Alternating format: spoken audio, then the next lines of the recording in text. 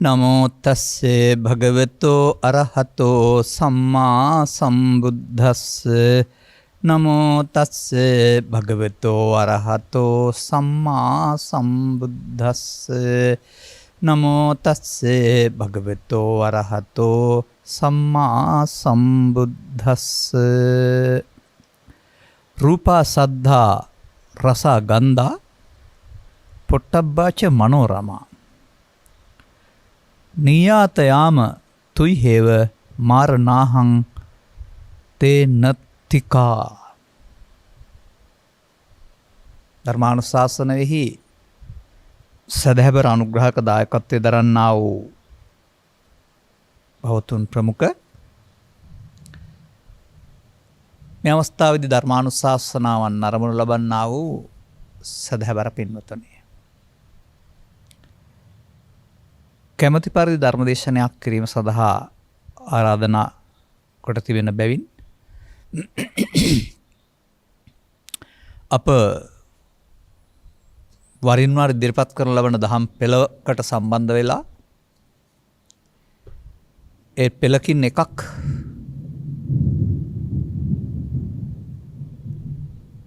විග්‍රහ කිරීම තමයි මේ මොහොතේ අපේ අරමුණ වෙන්නේ. යනු අපේ අවධානය අදවමු වෙන්නේ භික්ෂුණීන්ට ඇති වුණා වූ මාරතර්ජන පිළිබඳව පවතිනා වූ භික්ෂුණී වර්ගයේ ඊළඟ සූත්‍රයට. අපි සූත්‍ර 3-4ක් ඔස්සේ විවිධ මාතෘකා පැති වලින් මේක කතා කරලා තිබෙනවා. අද අපි විජයා භික්ෂුණියගේ අභියෝගය හොයලා බලමු.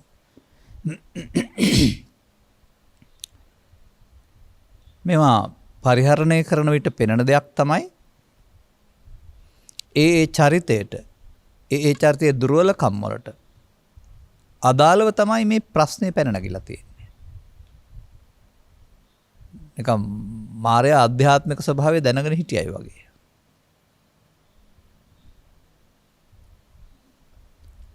එතකොට මේන් කියවෙන කරුණ පිළිබඳ අපට විස්තර නිගමනයකට එළමෙන්න බෑ. ධර්ම කරුණ විතරයි අපිට හොයා ගන්න ඕනේ. මායя යනු පංච උපාදානස්කන්ධයට නමක්. මායя යනු තවත් කෙනෙක්ද දන්නේ නැහැ. නැත්නම් මේ හිතේ ඇති වුණා වූ විතර්කයක්ද දන්නේ නැහැ. අර Tamanගේ තාරුණ්‍යයට, Tamanගේ වයසට, Tamanගේ දුකට ගැලපෙන අදහසක් තමයි තිබෙන්නේ. මේ දේශනාව තුළ මතු කරන කරුණ අපි අපේ යහපත සඳහා යොදා ගන්න බලමු. පෙර පරිදිම විජයා භික්ෂුණිය පෙරවරු හැඳ පෙරවා පිණුසිඟා වැඩ පිණුපිසර හැසිරී දිවා විවරණය සඳහා අන්දවනයට පිවිසෙනවා. එවිට තමයි ඇගේ සමාධිය මිදින්ට තැතිගනුම් ඇති කරන්න ලොමුදහැ ගන්නට හිතලා මේ ගාථාව කිව්වයි කියලා ඇගේ ස්වභාවය පිළිබඳ වෘතාන්තයේම සඳහන් කරලා තිබෙන්නේ. මේ ඇගේ හැටි. ධාරාච ත්වං රූපවති අහංච දහරෝ සුසු පංචාංගිකේන තුරියේන ඒහයිහ බිරමා මසේති. එකෙන් කියන්නේ ඔබ රුවැති තරුණියක්.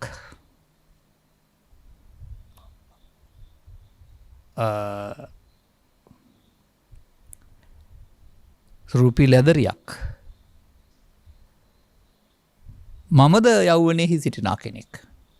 ඔන්න මාරයාගේ රැවටිල්ල හැටි. එන්න අපි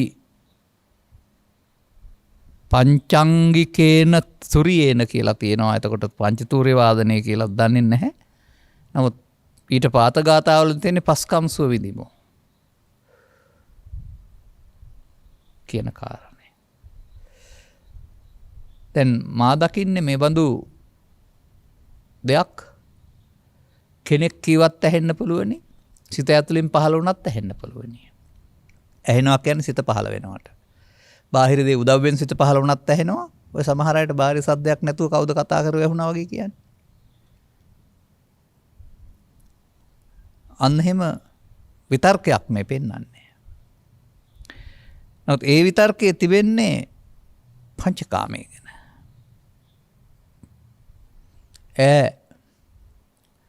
අවධානය යොමු කරනවා. මේ හඬ කොහෙන්ද?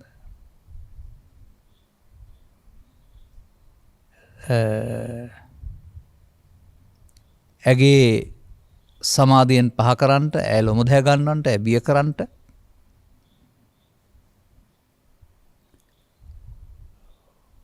මාරයාගේ උපක්‍රමයක් බව දැනගෙන වෙනත් කෙනෙක් නෙවෙයි මෙහෙම කරන්න කියලා. එතකොට මේ තත්ත්වයන්හිදී ඔවුන් සමහර විට අරහන්ත ඵලයේ නොපිහිටි අය වෙන්න පුළුවන්. එතකොට තමයි මේ විතර්කණය මේ විදිහට අනිත් පැත්තට ඇදලා දාන විතර්කණයන් මතුවෙන්නේ. ඒ විතර්කණයට අහු වෙලා සැප විඳින්න ගියේ නැතුව විතර්කණයේ හිස්සසාර බව ඒට ඒ පරාජය කළ ආකාරය තමයි ඊට පස්සේ මේවයින් පෙන්වන්නේ.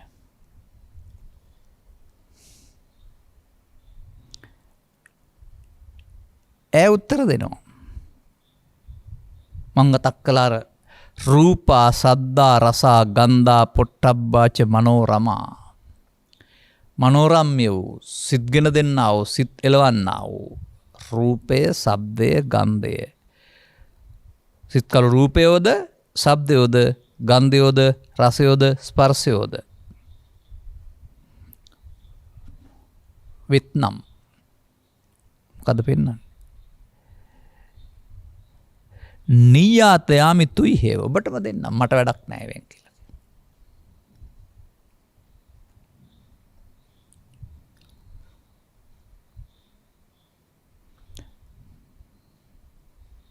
මම එයින් වැඩක් ඇතෙක් යයි නොකියමි. ඒකද වත්මන් සමාජයේ දැක්ම. එයින් වැඩක් නෑ කියනවා අය මේ ලෝකයේ තාක්ෂණය දියුණු කරගනිමින් එයින් වැඩක් ගන්න සියලු පහසුකම් යොදා ගන්නවා.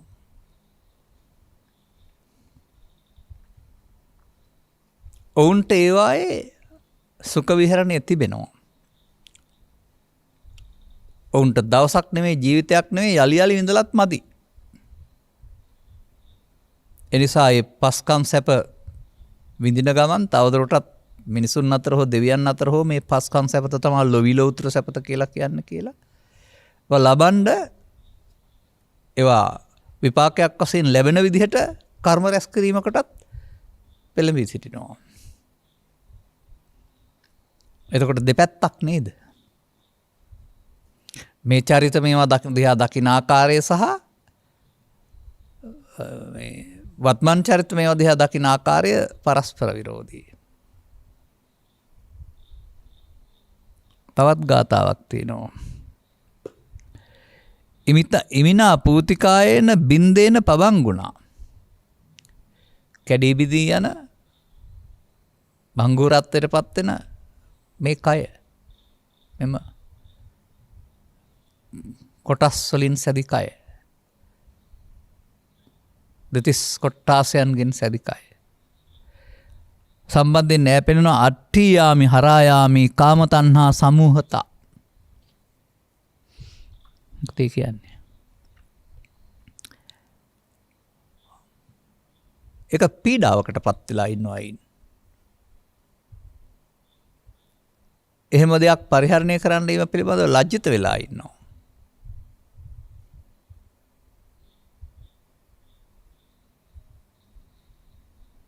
ඒ වගේම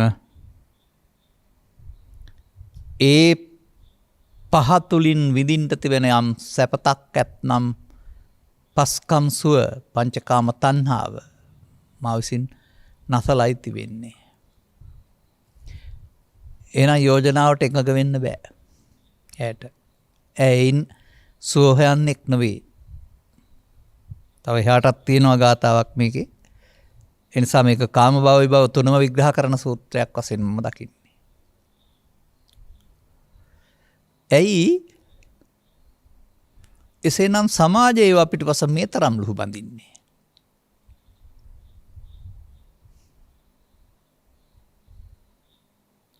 පුහුදුන් අයට ඒකේ සුඛය තිබෙන නිසා සමග ඒවා පිටුපස යාම තුළ විඳින්ට වෙන්නා වූ ආදීනවය පිළිබඳ අනුපස්සනයක් නැත්තම් දැකීමක් නැති නිසා.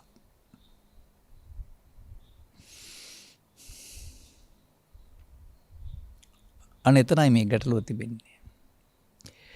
පෘථග්ජන පුද්ගලයෙක් වශයෙන් ගත් කළ ඔහුට මේවා තිබෙන දේවල්. යලි යලිත් වින්දාම සැපවත් දේවල්. ඉන්ද්‍රිය දුර්වල වෙන බව, හැමදාම විඳින්න බැරි වෙන බව, එතකොට වැඳින්න බැරිකමම දුකට කාරණයක් බව. යලිත් වතාවක් විඳින්න ඉදරන් හදාගෙන ඉන්න වෙනවා. එතකොට අවුරුදු 60ක් 60ක් 70කට පස්සේ තව සැරයක් තවත් ජීවිතයක් ආය අලුත් ඉදරන්න ඕනනේ.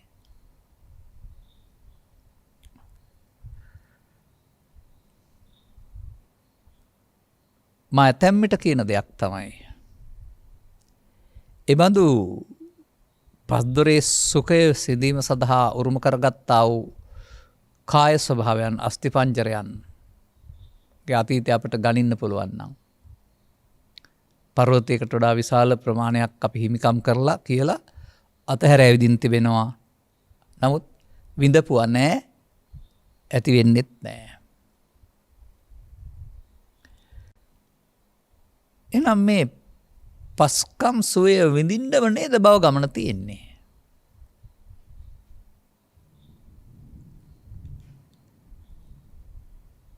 ඒක ඇයි මනුස්සයින්ට ඒ තරම් වටින්නේ, ආසක්ත වෙන්නේ?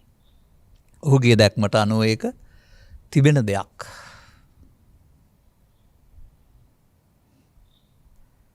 තථාගතයන් වහන්සේලාගේ දැක්මට අනුව ඒක බාහිර වස්තුවක ලෝක තිබෙන දෙයක් නොව ඔවුනොවුන් විසින් රුචි පරිදි හදාගෙන විඳින හැඟීමක්, අවුස්සා ගැනීමක්, සිතුවිල්ලක්, තරු මැරීමක්, සිහිනයක් වැනි දෙයක්.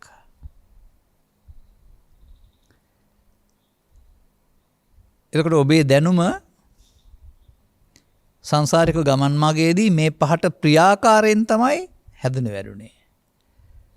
එතකොට ලෝකේ පවතිනා උද්දිනුවන් තාක්ෂණය තුළ ඒවා වෙළඳපොළට එන්නෙත් ඔය රූප ශබ්ද ගන්ධ රස මේ කාරණා විඳින්න පුළුවන් ආකාරයෙන්. ලෝකේ සකස් වෙලා තියෙන්නේ එහෙම.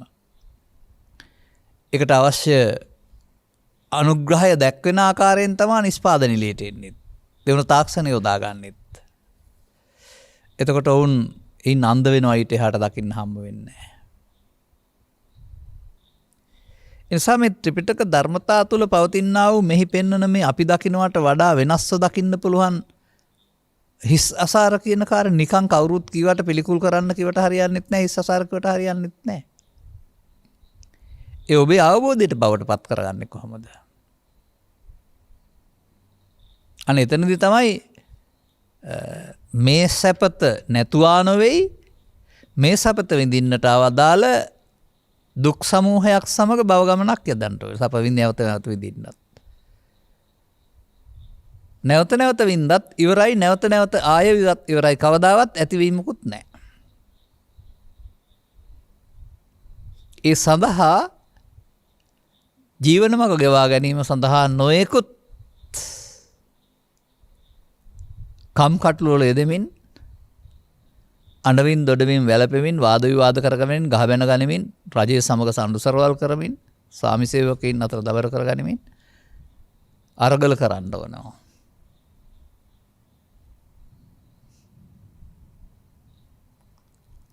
මොනවද මේ හොයන්නේ?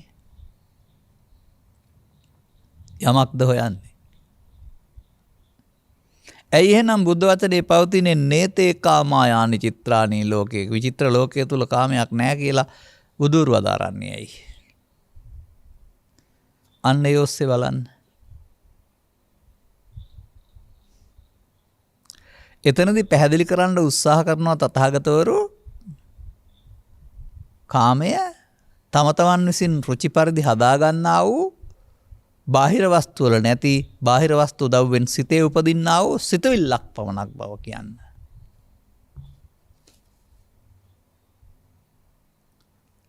ඒකට මේ සූත්‍රේ නැති වුණාට උපමා 10ක් විතර තියෙන තරමුත් මට මතක තියෙනවා.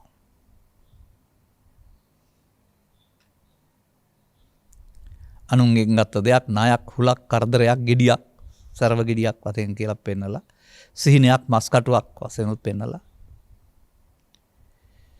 ඒ බය කරන්න හෝ එපා කරන්නද යථාර්ථය පෙන්වන්නද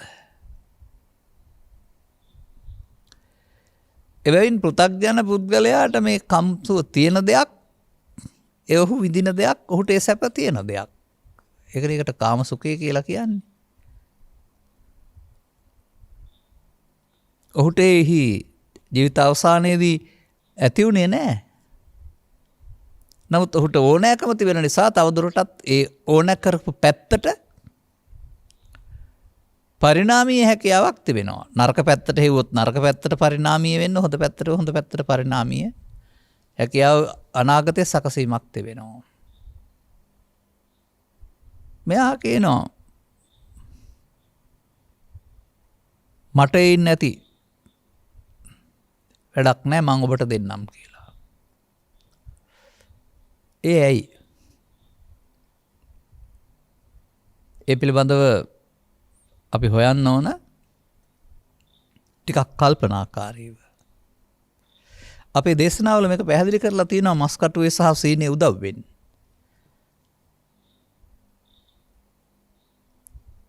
තවත් වතාවක් ඕනේ නම් අපිට ඒක පැහැදිලි කරගන්න.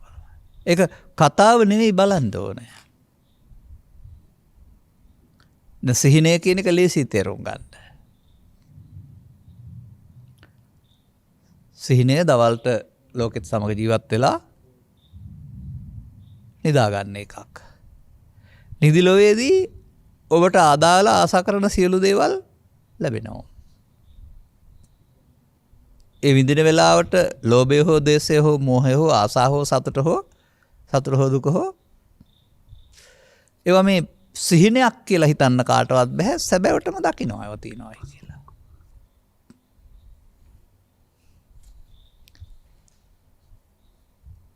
අවදි වුණාම සැබවින් ඉඳලා නැහැ සිහිනෙන් ඉඳලා කියලා ඔබට කියන්න පුළුවනි. නමුත් ඒ අවබෝධය තුළ ඔබට සිහිනෙන් විදීම සහ සැබවින් විදීම කියලා දෙකක් තියෙනවා නේද?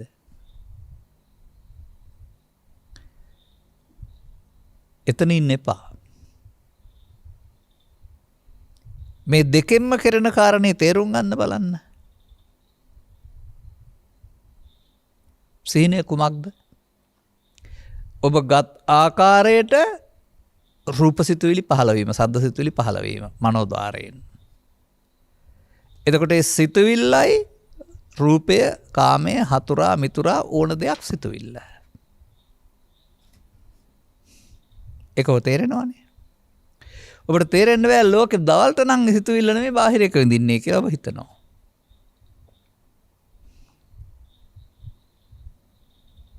නමුත් තථාගතයන් වහන්සේ වදාරලා නැතිද?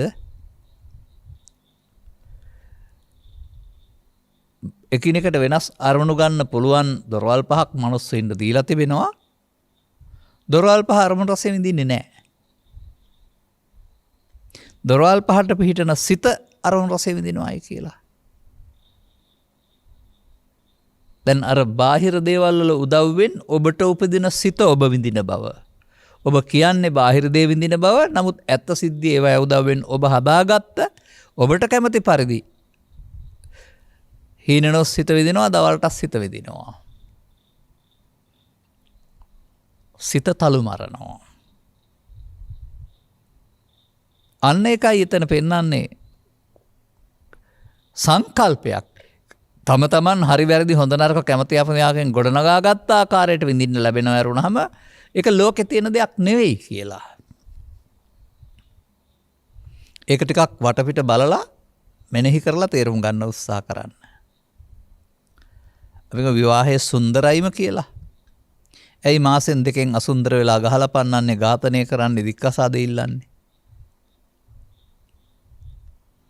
සුන්දරයි කියා පැතු හැමදේම සුන් වෙලා අසුන්දර වෙනවා. ඇයි හොඳයි කියන කෙනාම ටික දවසකින් නරකයි වෙන්නේ? ඇයි එකම පුද්ගලයෙක් කෙනෙකුට හොඳ, තව කෙනෙකුට නරක, තව කෙනෙකුට ලස්සන, තව කෙනෙකුට කැත, හිතකින් තැන මාලිකාව කියලා කියන්නේ. මනාලයෝ එනවා මනාලියක් බලන්න බලලා හොඳ නෑ කියලා යනවා. තව කෙනෙකුට යාම හොඳ වෙනවා. එතකොට සිත ගිය තැන කියන වචනෙන් පෙන්වන්නේ මොකද්ද? එයාද සිත බැඳීමද?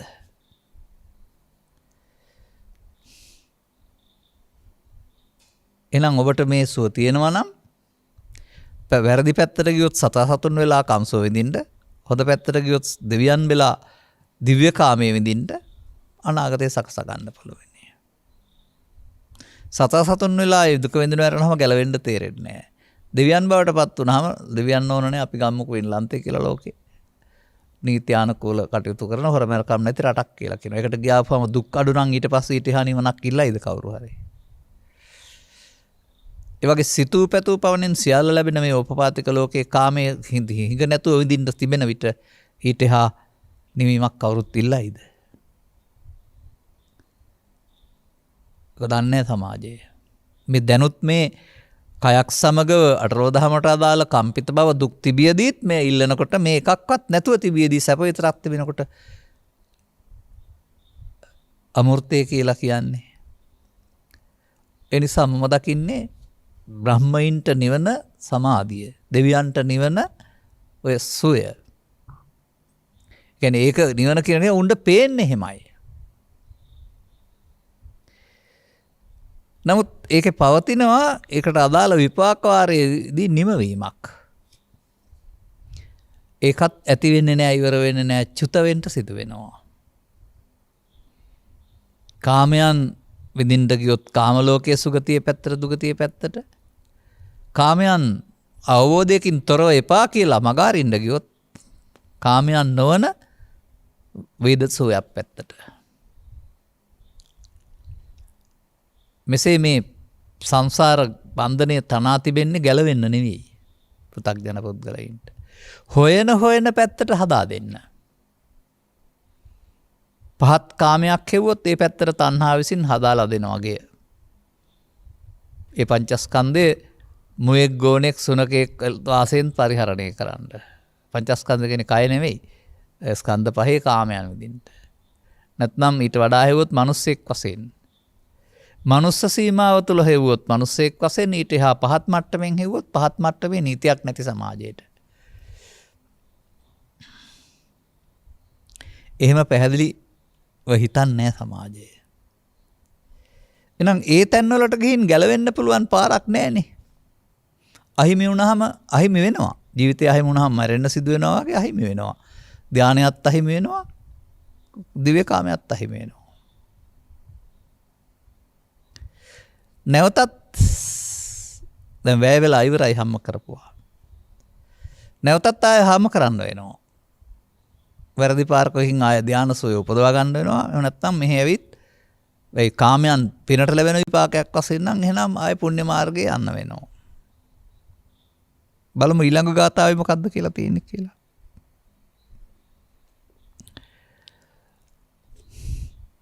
යේච රූපූපගා සත්තා යේච අරූපට්ඨායිනෝ යාව හෝ යාච සන්තා සමාපatti සබ්බත්ත විහතෝ තමෝති. ඔන්න තව මේ සමාජයට දැනගන්න අවශ්‍ය කාරණයක්. මේ අත්දැකීම ලැබලා තියෙන්නේ ඔබ ලැබෙතේ උනාට. යේච රූපූපගා සත්තා, කාමයේ ඉක්මවා ගොස් සංසුන් සිත් හොයාගෙන රූපාවචර ධානය උපදවාගෙන යමක් සත්වෝ එහෙ උපදීද, සත්ත්ව කෙනෙක් වෙද්ද, ඒ අරූපට්ඨායිනෝ ඊට එහා ධානය තව ටිකක් පොළුල් කරගෙන අරූපිය ධානයෙන් පරලෝකෙකින් එහෙම සත්ත්ව කෙනෙක් වෙද්ද.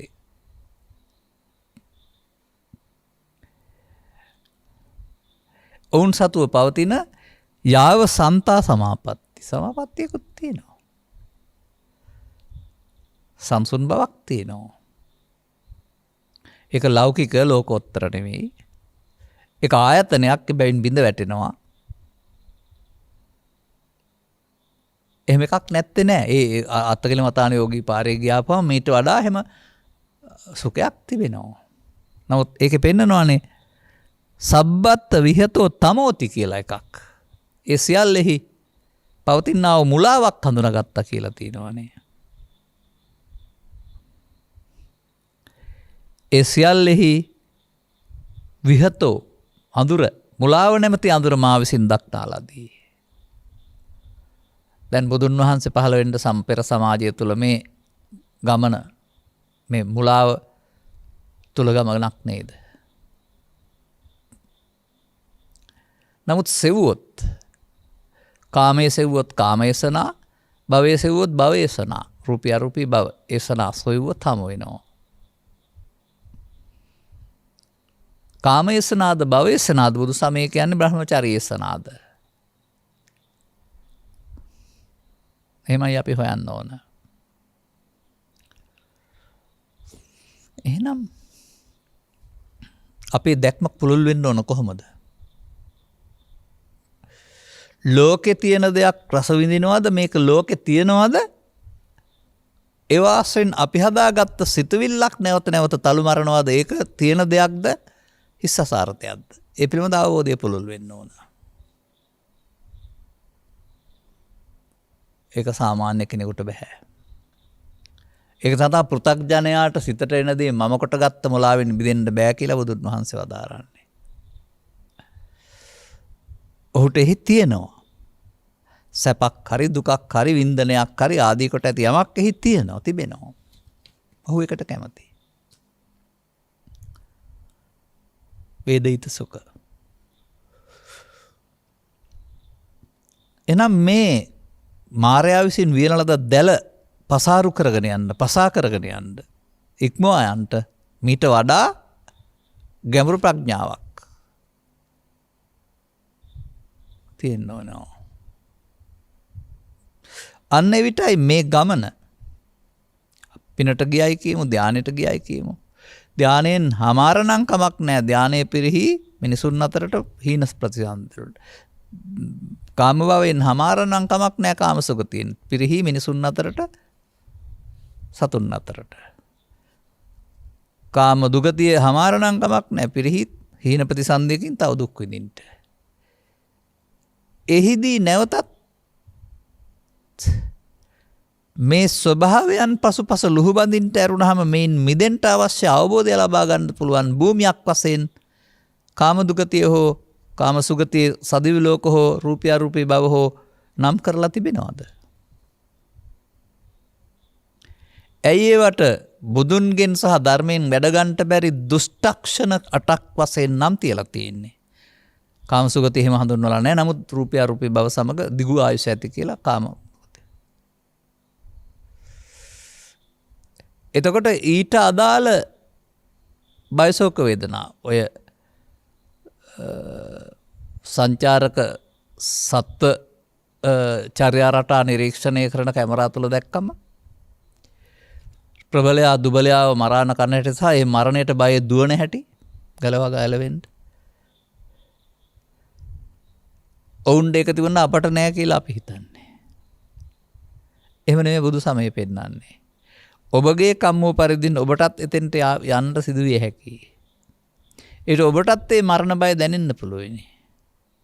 ඔබගේ කම් වූ පරිදින් දුගී දුප්පත් රටක උපදින්න පුළුවනි. යුද්ධ බිය, ගිනි බිය, ජල බිය, පහර දීම් බිය නැත්නම් निराහාරව ඉන්න ඒ ටික විඳින්න වෙනවා. පෘථග්ජනයින්ට විඳින්න වෙන්නේ. පෘථග්ජන මට්ටමින් ලෝකෙ විඳින්න වෙනවා. මේවා එතකොට ඒක හැප දුක නෑ නෙවෙයි තියෙනවා.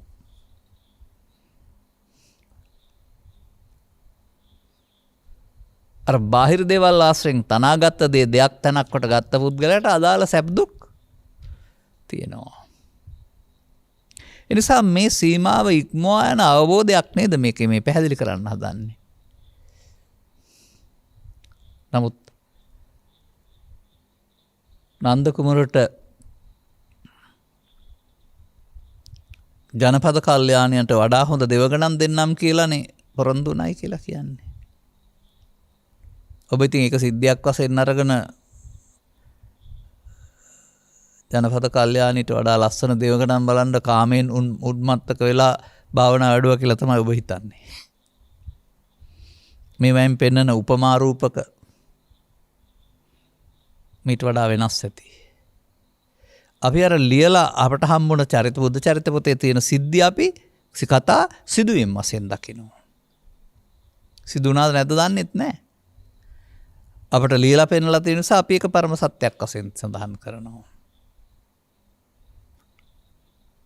නමුත් මේ අරමුණේ ලෞකික සැපේ ජනපද කල්යාණී වශයෙන්ුත් අරමුණේ මුලාවෙන් මෙදෙනකොට ලැබෙන ලෝකෝත්තර සුවය දෙවඟනන් වශයෙන්ුත් පෙන්වා වෙන්න බැරිද? දෙවඟනන් ලැබුණාම ජනපද කල්යාණී ওই වගේද උනේ? හැපෙන් නිදහස් වුණා. ආයිල්ලුවේ නෑනේ. එහෙම දෙයක් වෙන්න බැරි දේවල් පවතින්නේ. මේ නිසා මෙතන පෙන්වන්නේ ඔබට මේවා මනෝරමය වුණාට මට ඉන් වැඩක් නෑ කියලා. ඇයි? ඔබට උපාධිය තියනවා කියන්නේ සාමාන්‍ය පෙළෙන් උසස් පෙළෙන් වැඩක් තියනවාද? ආචාර්ය උපාධිය තියනවා කියන්නේ ඔබට අනිත් ලොකුද පහළයි නේද? ඒ යමක් බාල වෙන්න ඊට වඩා හොඳ එකක් තියෙන නිසා නේද? දැන් මේ ඈමේ ගිහින් වාසය කරන්නේ කොහෙද? නලන්දා සමාධිසුව විඳිනවා. ඒ මොකද්ද? ඒ රූප ශබ්ද ගන්ධ රස පොට්ටබ්බ ඔස්සේ සිත මෙහෙවීමද? ඒවා එන්න එපයි කියලා සංසුන් සමාධියක මගින් මග ඇර සිටීමද? නෑ. යාවසන්තා සමාපatti නෙවෙයි ඒවා. නමුත් ඒකට කියනවා සංසිඳීමෙන් වාසය කිරීම. මොනවා සංසිඳීමෙන්ද? රාගයේ දේශේ මොහේ සංසිඳීමෙන්. එතකොට මේට වඩා සැප සහිත. ඒ නිසා භවගාමී වෙන්න සිදු වෙන්නේ නැති, අටලෝ දහමේ කම්පන සිදු වෙන්නේ නැති, අහිමි වෙන්න සිදු වෙන්නේ නැති, අර වද වේදනාව විඳින්න සිදු වෙන්නේ නැති තව සුවයක් තිබෙනවා. ඒ ලොකු සැපත මේ සුළු සැපත. දැන් ලොකු සැපත ඕන නම් සුළු සැපතට තියෙන ඇල්ම අතහරින්න කියලා තමයි මේ තුල පෙන්වන්නේ. ඒකත් අර නන්ද කුමාරයා වගේ දෙවඟනන් ලබන්නට නෙමෙයි. මේ වගේ වැඩ කාමයන්ගෙන් ලොකු සැපතක් ලබන අදහසින් නෙමෙයි. දුකක් නැවති සැපතක්. දැන් ඒකට මේ උත්තමාවියට උනා වගේ ඔබටත් මේවා ඕනේ නැති වෙන්න ඕන නේද? මට නම් මම මේ ජීවිතේ එපා වෙලා ගෙදරින් යනවා කැලේට යනවා එහෙම කියලා. එහෙම එපා වීමක් නෙමෙයි මේ කතා කරන්නේ. අනොයි කලකිරෙනවා කියන වචනෙන් පෙන්වන්නේ අප්‍රිය වෙනවා කියන එක නෙමෙයි. ඔය යන පිටුපස කොතරම් ගියත් ලැබෙන්නේ නැති නිසා ඒක අසාර බවක් තේරුම් යන එක. ඒක ලබන්ට තවත් විශාල කම්කටොළු රැසකට මුහුණ දෙන්න සිදු වෙන බව තේරුම් යන එක.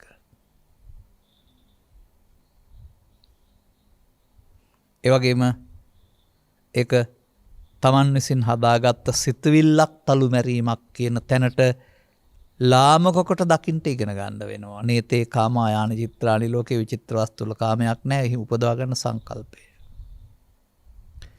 ඒක තමයි මම සිහිනෙන් ඔබට පෙන්වන්න උත්සාහ කළේ.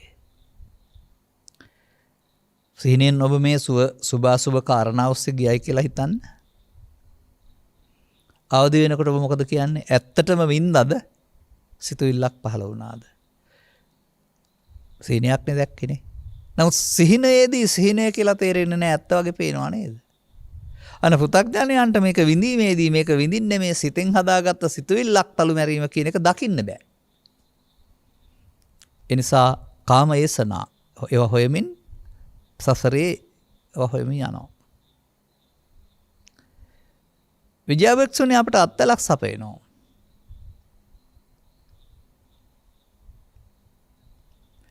ඒවා මාරයාගේ අර සාන්ත සමාපatti තියෙනවා නම් ඒවත් මාරයාගේ. ඒවත් පවතින මුලාව දැක්කා. අන බුදුවරු මිනිස්සුන් මිනිස්සුන්ට හොයලා දෙන්න හදන්නේ කාම භව කාම දුගතිගාමි, කාම සුගතිගාමි, භවගාමි නොවේයි. ඒ වෙනුවට එසේ අරමුණෙන් අරමුණට මාරු වෙන, ඇති වෙන, නැති වෙන එකකුත් නෙවෙයි. ඊට වඩා සාන්ත සුන්දර දෙයක්. ඒ කුමක්ද? මේට අපිට කියන්න පුළුවනි පාපය, පින, ධානය, කාමයේ, රූප, ශබ්ද, කාමය කියලා. අරකට මොකද්ද තියෙන නම?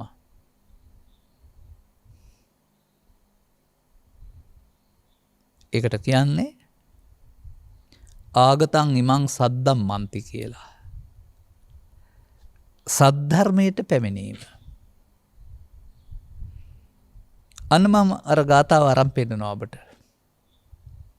යංච කාම සුඛං ලෝකේ යංචිදන් දිව්‍යං සුඛං තණ්හාක්ක සුඛස්සේ නිබ්බානස්ස සුඛස්සේ තේ පද දෙකම තියෙනවා ගාථා දෙකක.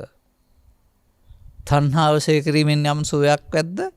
මේ සද්ධර්මයට පැමිණීම නම් වූ නිබ්බාන නම් වූ සෝයක් ඇද්ද? ඒ සෝයෙන් 16න් එකක් තරම්වත් කාම සෝය සහ දිව්‍ය සෝය වටින්නේ නැහැ කියලා මේ ගාථා දෙකේ තියෙනවා. අන්න බුදුන් වහන්සේගේ තක්සේරුව. ලෝකයක් තරම් විශාලව පෙනෙන 16න් එකක් තරම් සුළු දෙයක්. ඒ 16න් එකේ තරම නම් ඒ වගේ 16 ගුණයක් විශාල දෙයක් වශයෙන් තථාගතයන් වහන්සේ පෙන්වන්න හදන මේ සංසුන් ස්වභාවය. කතරේ කෙම්බිම කලං නග්ගන්ති සෝලසින්. නමුත් එය ගොඩබිමට ගේන්න බෑ. මාළුවාර ගොඩබිමට ගේන්න බෑ. වගේ පෘථග්ජන භූමියට එහි අගේ වටහා ගන්න බැරි බැවින්. ඔබ පෘථග්ජන භූමියට ආයුබෝවන් කියන්න වෙනවා මේක හොයන්න. මේක උරුම නෑ පෘථග්ජන අයට. ලෝකෝත්තර මග්ගංගා කියන එක පෘථග්ජන භූමියේ තියෙනවා කියන්නේ නෑනේ, අරියානාසාව කියලානේ කියන්නේ. අන්නේ පරිවර්තනය කොහොමද වෙන්නේ? මේක ලබන්න නම් ඔබේ භූමියට එන්න වෙනවා. හරිය භූමිය. ඒකට 아무තු උත්පත්තියක් නෙමෙයි. ජීවිතේ මෙතෙන්ට පැමිණීමක්. ඒ මාරුවට කුමක්ද කියන්නේ?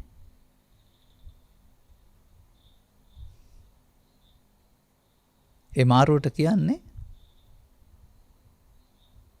ආර්ය භාවයට පත්වීම. ඒ සම්මාදිට්ඨියට කියන්නේ දසවස්තුක සම්මාදිට්ඨිය වැනි පහළ මට්ටමක එක ඉක්මවා යමින් ඉහළ සම්මාදිට්ඨියකට පත්වීම. ආර්ය සම්මාදිට්ඨියට පත්වීම. ඒ ආර්ය සම්මාදිට්ඨිය ආර්ය මාර්ගය තුළ තමයි මේ කියන මේ 16න් 15 සුවයට මං පෙත්සලසෙන්නේ. ඔබ 16න් එකේ නම් ඉන්නේ ඒ සැප හොයන තාක් කල් ඔබට මේ සැප තියෙනවා. අර සද්ධර්මයට පැමිණීමේ සැප පේන්නේ නැහැ. ඒ නිසා මේක හොඳයි, ඒක එපා. ඔය වත්මන් සමාජයේ, පෘථග්ජන සමාජයේ නිවනට බය ඕකනේ. ආපෝ එක හිස්සතර දෙයක් මොකුත් තියෙන බව පේන්නේ. ඊට වඩා මේ කාලා බීලා ඉන්න තියෙන එක. බමුණුත් කිව්වයි කියලානේ. ගෞතමයන්ගේ නිවනට වඩා පාර හිඟා කණ එක හොඳයි කියලා. අර උන්ට පේන්නේ හැටි. නමුත් ඒකේ තියෙනවා ලස්සන වචනයක්. ඒකට කියනවා දුක්ඛ නිරෝධය. දුක්ඛ සන්තං කරිස්සති. දුක් ඉක්මවා යාමක් තියෙනවා. අර මේකේ දුක් ඉක්මවා යාම නෑ. මේකේ දුකත් එක්ක තියෙන්නේ.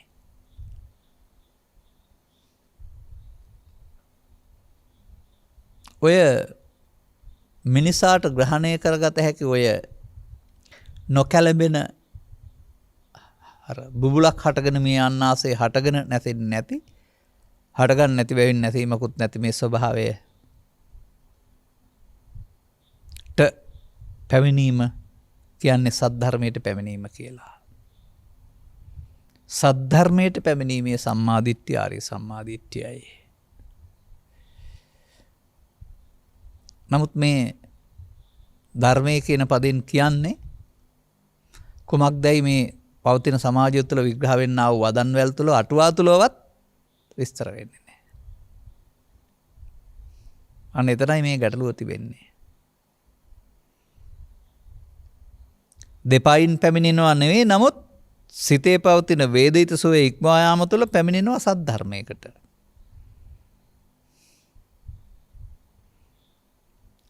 මා දකින්නේ තථාගත බුදු පියාණන් වහන්සේ මේ කරුණ දේශනා කර යාමගෙන යාමේදී සමාජයේ මේ ලෝකේ ජීවත් වීම සඳහා සද්ධර්මයට පැමිණ ජීවත් වීම තෝරාගත්තා.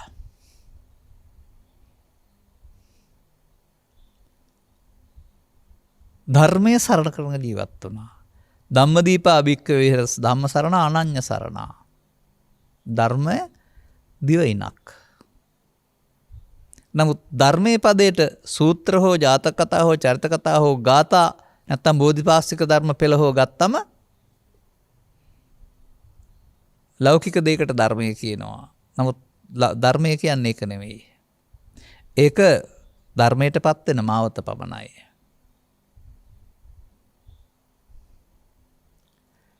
මේකට හොඳ උදව්වක් ගන්න පුළුවන් තැනක් තියෙනවා ගැඹුරින් සිතනවා නම්.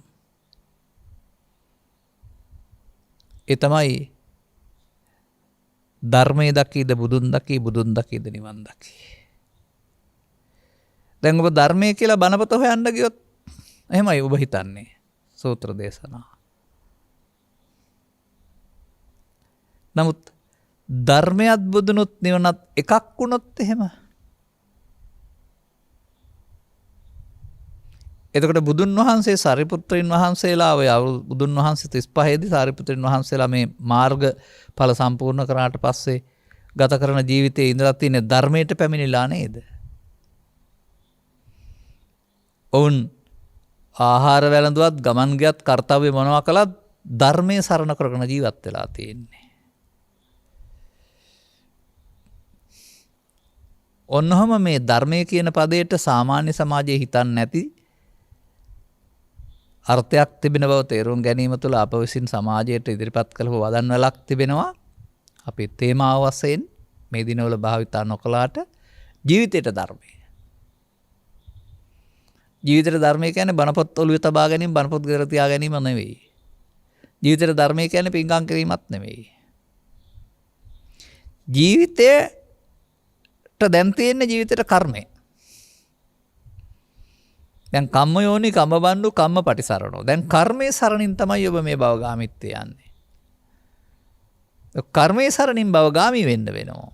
ධර්මයේ සරණින් ඊට එහා ගමනක් නැතුව යනවා. හරි ලස්සනට තිබෙනවා ආගතං ඉමං සද්දම්මන්ති. සද්ධර්මයට පැමිණීමේ සම්මාදිට්ඨිය. එහෙනම් ඔබට මේ විජයා භික්ෂුණියට වගේ මේවායේ තිබෙන්නා වූ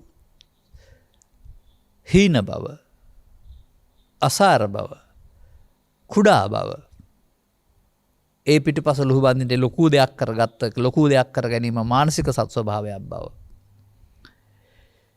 ඒ පිටුපස ලුහු බැඳීම ආස්වාදයේ ආදීනයක් බව.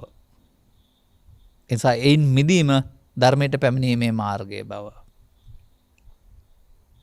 එහෙනම් අපට අපි විඳින එක හිස් අසාර දෙයක් බවට ප්‍රත්‍යක්ෂව අවබෝධ වෙන්න ඕන. කොතරම් කල්යාවිද මා දන්නේ නැහැ.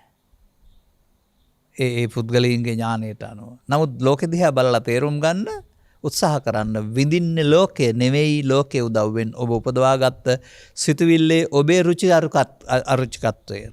අරුචිකත්වයේ පෞද්ගලිකයි. එතකොට ලෝකෙද විඳින්නේ ඔබේ හිතවිල්ලද?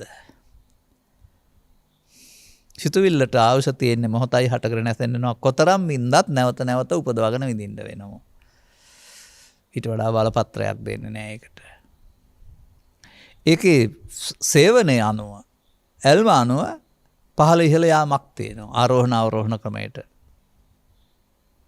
මෙන්න මේ සිතේ මේ පිරිහීම අනුව තමයි සත්‍යය මරණින් මතු කය විඳී සිදුවන මරණයෙන් දුගතිගාමී වීම පහළට යන පාරේ. අර සිතේ ස්වභාවයේ පහළට ඉල්ලීම තුළ ඉහළට ඉල්ලීම තුළ සුගතිගාමී වීම. ඊට එහා සැපතක් ඉල්ලීම තුළ කාම භවගාමී වීම. ඔයි සොයන්නාට සම්භවෙයි. සියල්ල භවගාමීත්වය. ඒ එකකින්වත් නතර වෙන්න බෑ. එතන අතහැරලා තව තැනකට යන්න වෙනවා. නමුත් මට මතක් වෙන කතාවක් තියෙනවා. මේක ඉඳලා හිටලා මම සමාජයට කියනවා. එක මව් කෙනෙක් ජීවිතයෙන් සමුගන්න සෝදානම් වෙලා ඉන්නවා. එතෙන්ට වැඩම කරනවා හිමි නමක්. උන්වහන්සේ ඇගෙන් විමසනවා මා ඔබට උදව් කරන්නද සමු ගැනීමේදී. මං හිතනවා ගිලාන සූත්‍රයේ සඳහන් පරිදි තමයි උදව් කරන්න හිතන්නේ නැත්තේ කියලා. නමුත් ඇගේ දැනුම ඊට ඉස්සර වුණා. ඇගේ ප්‍රකාශය ඇගේ අවබෝධය කියනවා. ඔබ වහන්සේ හිතනවා නම් මට උදව් කරන්න පුළුවන් කියලා. ඔබ වහන්සේ කොහොමද මට උදව් කරන්නේ? මම මෙහාට එනකොට මුකුත් ගෙනාවෙත් නැහැ, යනකොට මුකුත් ගෙනියන්නෙත් නැහැ. ඈ කියනවා. උන්වහන්සේ වදාරනවා ඔබතුමිය හිතනවා නම් මෙහාට ආව හරි මෙහෙන් කවුරු හරි යනවායි කියලා ඒ ඔබට වැරදිලා. මා ඔබට කියා දෙන්නම් යාමක් ඒමක් නැති මග. දැන් බලන්න මොකද්ද මේ කියන්නේ කියලා. පවෙන් පරලෝ යාම, පිනෙන් පරලෝ යාම, ධානයෙන් පරලෝ යාම යාමක් ඒමක් සහිත මග. පරලෝ යාමකුත් තියෙනවා, අපාය යාමක් තියෙනවා, දිවි ලෝකයේ අත බබලෝ යාමක් තියෙනවා. නමුත් චුත වීමකුත් තියෙනවා. භව ගාමිත්වය ලෝකයා දකින්නේ. දැන් තථාගතයන් වහන්සේගේ අවබෝධය තුළ මේ ධර්මයේ සරණ කරගත්තාම ධර්මයේ දිවෙනක් කොට ජීවත් වෙනකොට පරලෝ යාමක් තිබෙනවද? ඒමක් තිබෙනවද? එසා මා දකිනවා ඒ හිමියන්ගේ දර්ශනය ගැඹුරු එක. යාමක් ඒමක් නැති මග. යාමක් ඒමක් තිබුණොත් යාමකුත් තියෙනවා, ඒමකුත් තියෙනවා, අහිමියකුත් තියෙනවා. ඉවරයක් නැහැ. ඒ නිසා මා දකින්නේ මේ ජීවිතය තුළ ඔබ හොයන මේ අරමුණ නැමැති දේ සුළු සැපතට වඩා එය ලොකුකට කුඩාකට ගැනීමට වඩා ඊට එහා සිතුවිල්ලට ගන්න බැරි සැප දුක් දෙකට අයිති නැති මේ ඔබේ සිත් කලඹවන නොසංසිඳුණු ස්වභාවය වෙනුවට ඒවා විපසමය සිදු කරන විපසමයෙන් පස්සේ තියෙන සුඛයක් තේසං වූපසමෝ සුඛෝ. ඒවායේ සංසිඳීම සැපයි. මොනවායේද? ඔය ඔබ කියන අපුඤ්ඤාභි පුඤ්ඤාභි අනිජ්ජාභි සංකාරයන්ගේ සංසිඳීම. සංසිඳී වුණාම තියෙන දෙයක් තියෙනවා. ඒක සංසිඳීලා ඉඳලා හොයා ගන්න වැරුණාම හොයන්න බෑ.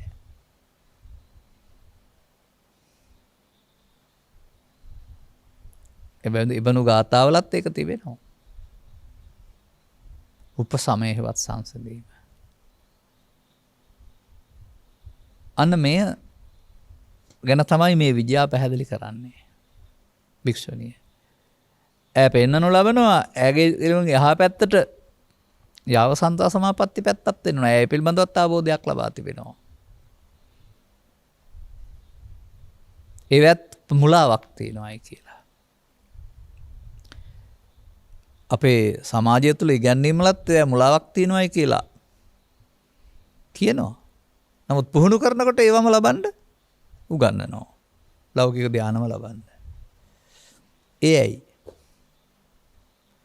මේ යාමක් ඒමක් නැතිවත්පත් වෙන්න සංසිඳවන්නට අවශ්‍ය කරුණු වලින් පරිබාහිරව යන බැවින් ධර්ම කරුණු අවබෝධයෙන් තොරව භාවනාවට වඩන්ට යන බැවින් මම ධර්ම කරුණු තුළ මේ අවබෝධය ලබා දෙනවා. අපි මේ හොඳයි සැපයි සාන්තයි කියලා සාරයි කියලා ගන්න එකේ මේකට හම් වෙන විපාකයේ නැමැති දෑවැද්දක් තිබෙන අතර මේක අහිමි වෙන දෙයක්. මේක හිමි කරගන්නට ජාති ජරා ව්‍යාධි ශෝක මරණ වශයෙන් භව ගමනේ නිදුක් කෙලවරක් නැතුව යන්න ඕන දෙයක්. ගිහින් ඉවරත් නැහැ, ගිහින් නිදහස් වෙන්න දැනකුත් නැහැ. ඒ නිසා ඔබ කාමයේ හෙව්වොත් ඒක ලබන්න ඔබට අති දීර්ඝ සංසාර ගමනකට උරුමකම් කියන්න සිද්ධ වෙනවා. ඒ අති දීර්ඝ සංස්කාර ගමන තුළ ඉතිහාසයේ අතීතයේ ඉතිහාසයේ වර්තමානයේ අනාගතයේ ලෝකේ විවිධ රටවල් තුළ සිදු වුණා වූ ව්‍යසනයන්ට සත්වෙන්ට සිදුවෙන්නා වූ හානින්ට ඔබත් එහි කොටස්කරුවෙක් වෙලා විඳින්න වෙනවා. මොකද ගලවා ගැලවෙන්න තේරෙන්නේ නැහැ. ඒක විඳින්න වෙනවා. අනේ පෘථග්ජනයා සම්බන්ධයෙන් තිබෙන්නා වූ අනුතරදායක බවක් තමයි මේ සිතට එන දේ අර දෙයක් කොට ගැනීමෙන් විඳන ස්වභාවයේ හිස් බව දකින්න බැරිකම. ඒ නිසා ඔහුට ඒක උරුමයි.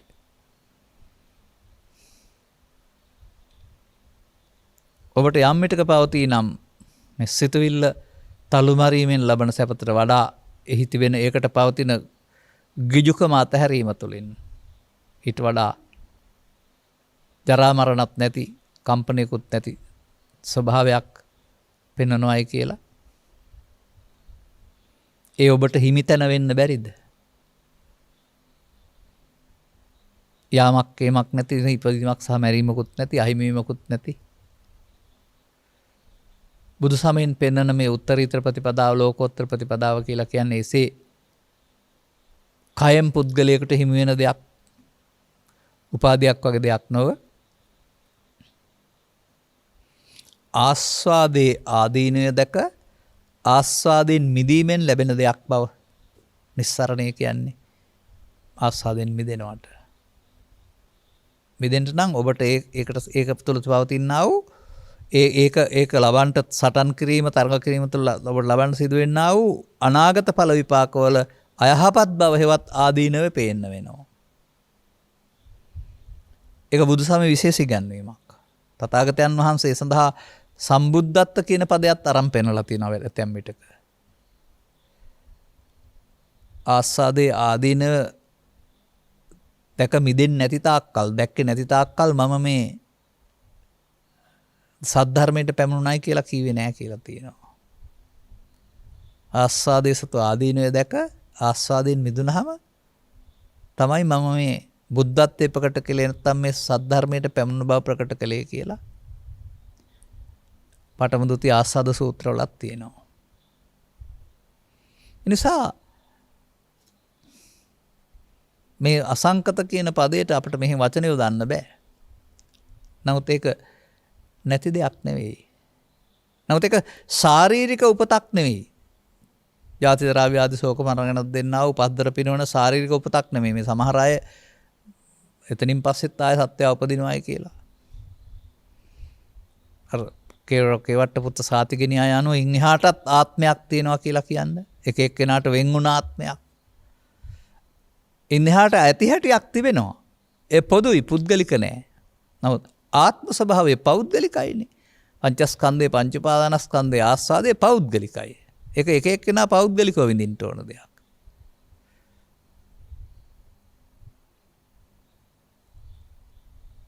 මේ බැවින් අපට මේ විඳින ලෝකයේ පිළිබඳව තව ටිකක් විමර්ශනය කරලා බලන්න වෙනවා. ඇත්තටම තියෙන දෙයක් විඳිනවද? සිහිනයක් භුක්ති වෙනවා විඳිනවා වැනිද? සිතුවිල්ලේ හදාන විඳිනවද? එහෙනම් අන්න එතකොට තමයි අසාරේ සාරමතිනෝ සාරේච සාරේචා සාර දක්කිනෝ. නිසරුද්දේ සරු වශයෙන් අරගෙන සරුද්දේ නිසරු වශයෙන් අරගෙන ඉන්න බව තේරෙන්නේ. අන්න එතකොට තමයි සාරංච සාරතෝ ඤත්වා සාරංච අසාරතෝ මේ බුදුන් වහන්සේලා පෙන්වන එක සාර සරුදයක් අර නිසරුදයක්. සරුදේට දඬුවම් විපාක ජාති ජරා ව්‍යාධි මරණ හම්බ වෙන්නේ නැහැ. නිසරුදේට ඒ දඬුවමත් හම්බ වෙනවා විපාකයක්. ඉතින් දැලක වැඳුණු සත්වයින්ගෙන් ගැලවෙන්නේ ටික දෙනෙක් වගේ මේ ගාම්භීර දර්ශනය තේරුම් ගැනීම තුළ ඇරුණාම පලා යන්න ලේසි ඕන කෙනෙකුට සමාධියක් හදාගෙන. නිවනට නෙවෙයි නිවන වාගේ තැනකට. එනිසා අපිට අවශ්‍ය වෙන්නේ මං හිතන්නේ සවන් දී තේරුම් ගැනීම තුළින් ප්‍රඥාස දියුණු කරගෙන අපි මේ ලබන දේ ඇත්තටම තියෙන දෙයක්ද? නැත්නම් ඒ ලබන දේද ඒ ලබන දේට ඇලීමද මම කියන්නේ? ඒ ලබ දෙනට ඇලීම නැත්නම් එබඳු මමක් නැද්ද? තේරුම් ගන්න වෙනවා. එහෙමයි අපට මේ ලෞකිකය තුළ පවතින ආවෝසුවේ 16න් එකක් තනි පුංචි දෙයක් කියලා තේරුම් ගන්න වෙන්නේ. එබැවින් මේ 16න් එකක් තැනි පුංචි තැනට වඩා ලොකු දේ හොයන මිනිසාට 16න් 15ක් තැන ලොකු දෙයක් ලෝකෝත්තරේ නමින් ලෝකෙන් ඈතර නෙවෙයි හිමි කර ගැනීමේ වරම බුදුවරු ලෝට මඟක් වශයෙන් හෙළි කරලා තිබෙනවා. නමුත් උපමාවකිනුත් පෙන්වලා තිබෙනවා. ඉතින් බොහෝ සත්වයා සසරටම දුවති මේට යන ටික දෙනේ. සසරටම දුවනවා කියන්නේ උන් අර ඉන්ද්‍රිය ගෝචර ලෝකයේ සැපමයි උන්ට හොයන්න වෙන්නේ. නම් අපි මේ කරුණ තේරුම් ගන්න ප්‍රඥාව දියුණු වේවා කියලා පතමු. නිකන් ඉල්ලුවට හරි ප්‍රාර්ථනා කළාට හරි ලැබෙන්න එක දියුණු කරගන්න ඕන. ඒ සඳහා තථාගතයන් වහන්සේ දා තිබෙන උදාහරණ ගොඩක් පැහැදිලි කරලා තිබෙනවා. අපිත් අද පවතින යම් යම් උදාහරණත් අරගෙන ජීවිතෙන් පලා යාම වෙනුවට දුක අවසන් කිරීම. මතකද ජීවිතෙන් පලා යාමක් උගන්නන්නේ නැහැ. දුක අවසන් කිරීම කියලා එකක් තියෙනවා. අර සැප තුළ දුක තියෙනවා, මේ සැප තුළ දුක අවසන් වීමක් තියෙනවා. අර සැප තුළ ලෝකෙට අයත් කියලා කියනවා, මේකට ලෝකේ උත්තරීතර කියලා කියනවා. තේරුම් ගන්න උත්සාහ කරන්න. විජයා භික්ෂුණිය පෙන්වලා තිබෙනවා. මට වයම් වැඩක් නැහැ මාරයට දෙනවා. එයාලා සමාපත්තියද මට ඒ වයින් වැඩකුත් නැහැ. ඒවත් තියෙනවා මෝ විහිත මුලාවක්. එහෙනම් ඊට වඩා දෙයක් ඈ ලබා සිටි බැවින් එහෙම කියන්නේ. අන්න අපට පූර්වාදර්ශය ගන්න තියෙන්නේ එහෙමයි. දෑංගුල්ලෝ නැති කාන්තාවක් නෙවෙයි කියලා තියෙන නම් ප්‍රඥාවන්ත කාන්තාවක්. ඊට එහා එකකනේ තියෙන කාන්තාවන්ට අඟල් දෙකයි තියෙන්නේ නෝන. ඒ නිසා මේ මහා පුරුෂයෝ කරපු දේ කරන්න බෑ කියලා බාධා පැමිණෙව්වා වන්දෝත්සාහි කරයි කියලා එක සූත්‍රයක. එහෙම නෑ. පඤ්ඤාවන්තස්ස කියන පදේ ස්ත්‍රී පුරුෂ කිහි පැවිදි ભેදයක් නෑ. ස්කන්ධ පංචකය අනාත්මය තුල තෙන්න පුළුවන් වුණාම මේ හිමිකම ස්ත්‍රී පුරුෂ කිහි පැවිදි ભેදෙන් තොරව ලබා දෙන දෙයක්. අදාළ කරුණු තේරුම් ගන්නට මෙම විජයා භික්ෂුණියගේ හෙළිකිරීම තුළ පවතිනා වූ කරුණු පැහැදිලි කිරීම ඔබට උදව් උපකාරයක් වේවායි කියලා ප්‍රාර්ථනා කරමින් මම අදත් මේ දේශනාව මෙසේ අවසන් කරනු ලබනවා. මෙම උතුම් ධර්ම දේශනාවේ ප්‍රඥානාලිකාව තුළින් විකාශනය කිරීම සඳහා සැදැහැති දායකත්වයේ දරනු ලබන්නේ ඕස්ට්‍රේලියාවේ සිඩ්නි නුවර පදිංචි ආර්යපාල මඩපාත මහතා සහ යමුනා මඩපාත යන යුවළ විසිනි. අරමුණ පිළිවෙලින් 85 වන සහ 70 වන වයස් සීමාවන් පහු කරමින් උපත මෙනෙහි කිරීමේදී ඒ බව සියලු ලෝක සත්වයන් හට ධර්ම දානයක් බවට පත් කර ගැනීම මෙම උතුම් ධර්ම දානයේහි ප්‍රධාන අරමුණ වන අතර මෙම ධර්ම දානමය කුසල් බලයෙන් දායකත්ව දරූ එම දෙපළට නිදුක් නිරෝගී සුවපත් භාවය ලැබේවා. ගෞරවනීය දේශකයන් වහන්සේට නිදුක් නිරෝගී සුවපත් භාවය සහ දීර්ඝා සම්පත් ලැබේවා. දැන් ලෝකේ පුරා පැතිර පවතිනා වූ කොරෝනා වසංගතයෙන් පීඩාවටපත් සියලු දෙනාට නිදුක් නිරෝගී සුවපත් භාවය ලැබේවා. ඔවුන්ගේ ප්‍රාර්ථනා. සුඛී වයෝවෘද්ධ භාවය තුළ ජන්ම දින නිමිති කොටගෙන ධර්ම දානයක් දීම තුළින් සතුටටපත් වෙන්නට ඒ සතුට නිදුක් නිරෝගී සුව පිණිස උපයෝගී වෙනවයි කියලා කල්පනා කරලා තමයි මුදු කටයුත්තක් කරලා තිබෙන්නේ. සැබවින් මේ එහෙම තමයි. සතුට වෙන්න පුළුවන් කටයුත්තක් කරපුවම සතුට නිරෝගී පාස උදව් වෙනවා. ඒ නිසා ඔබට නිදුක් නිරෝගී සුව චිරජීවනයේ ලැබේවා. සවන් දෙන හැම දිනාටම විජයා භික්ෂුණී එලි කරපු රහස තුලින් මේ ලුහුමැද යන්නා වූ මිරිඟුව පිටපස හැමදාමත් යනවාද මේ මිරිඟුවක් දැයි වටහා ගන්නට නුවණ ලැබේවායි කියලා අපි ප්‍රාර්ථනා කරනවා. සබ්බීතියෝ වජ්ජන්තෝ සබ්බ රෝගෝ විනස්සතු මාතේ බවත් අන්තරායෝ සුඛී දීඝායුකෝ භව හැම දිනාටම තෙරුවන් සරණයි. මෝහක්ඛයෝ නිබ්බානං